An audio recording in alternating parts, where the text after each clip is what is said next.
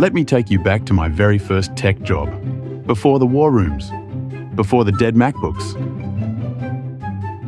Back when my entire career was an internship and a soldering iron. I was barely 20, and I was completely convinced this was the big leagues. The company I worked for sold a recording system for call centers. Every call, every screen, captured. So when a customer swore they never said it, there was a tape. The site I was parked at was a big one. The call center of a giant credit card operator.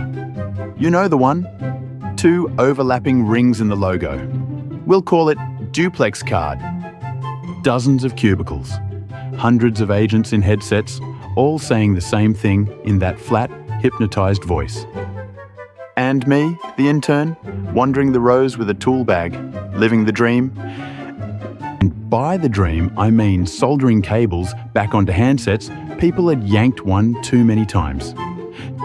Tuning the Windows client that captured the calls and the screens, because one setting was always in the wrong place.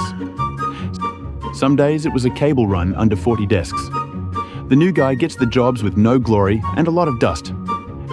And being available for whatever random chore landed on the new guy that day, I had a whole career of them.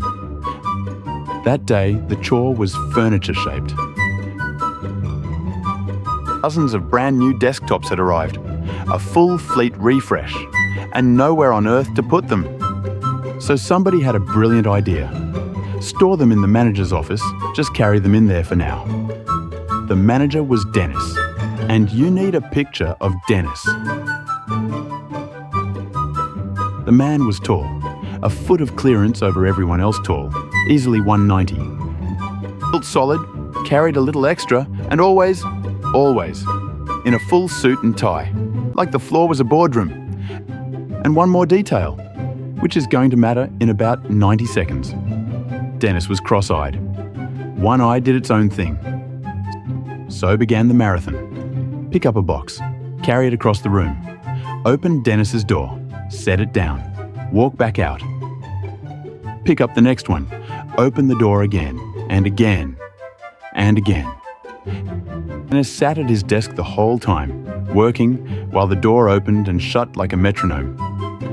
Me, in and out, like the world's least efficient cuckoo clock.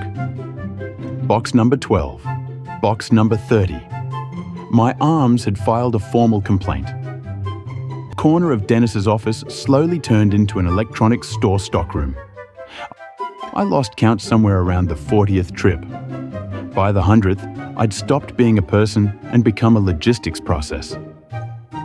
I should have felt the shift in the air.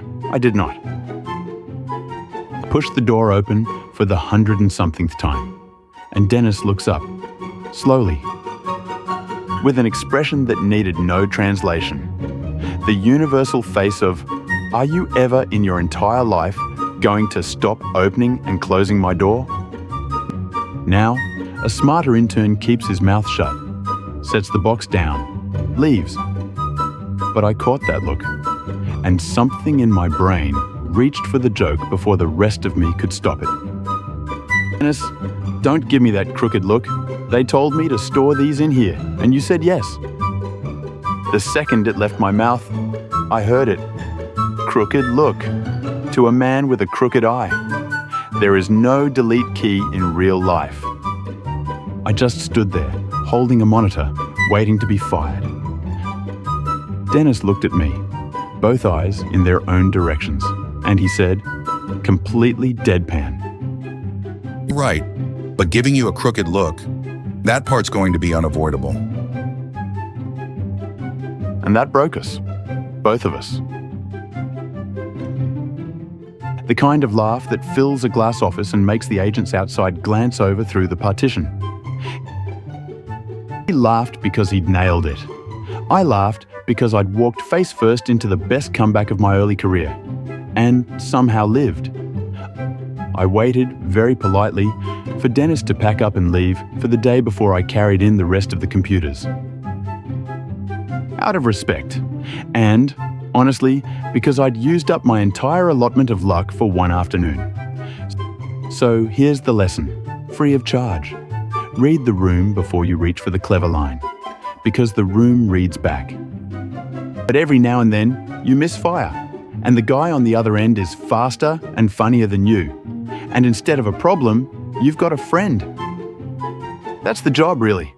Cables, chores, and the occasional perfect crooked look.